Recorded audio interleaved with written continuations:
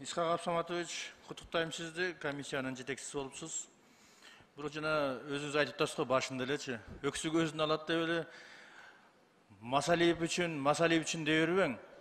Себеби дегенде бүт Масалиев болмоктон Эшматов болсо дагы ал жерде 3 орун басар болсун дегенден кийин орун басар боло бериш керек. Масалиевди караш үчүн болбойт аларчы. 20 мүчө болуп аткандан кийин ошо 3 болгон жакшы болот да. Анан кийин дагы бир маселе сизге суроо.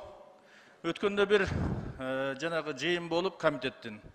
Ошондо өзүнүн жанагы каршы пикирини айта албай, өзүнүн сунушу өтпөй калып, анан кийин башкалары макул добуш берип койгондон кол койбой койду бир коллегабыз. Билесиз да.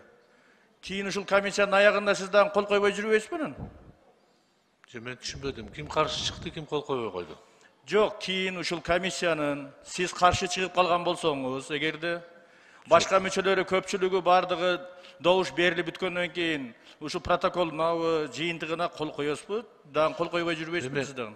Шербек Кыдыршевич, ар бир депутаттын өзүнүн эрки бар. Комиссиянын төрагасы болобу, комиссиянын мүчөсү болобу, эгерде өзүнүн көз карашы болсо, алар бир өзү тарбиясына ылайыктуу иш кылат да. Принципиалдуу түшүнбөстүк болсо, төрагалыкты тапшырганга мен даяр болом. Эгерде бир багытта болсо, сиз айтканда мен түшүндүм.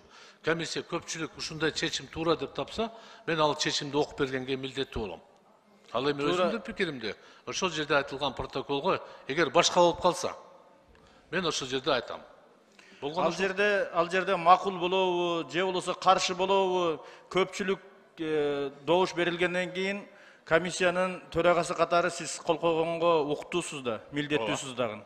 Ошон үчүн кол коесуз да баары бир. Милдеттүү болом. Ооба, ошону эле сурайт дегем. Кийин анан кийин кол койбой жүрбөйсүзбү дегеним. Башкалар окшоп. Шербек Кыдыршевич, ишти баштайлычы. Рахмат. Алдын ала коркутуп койсоңор, мен кантип иштейм анан? Коркпоң, сиз коркотон адам эмессиз. Тамаша.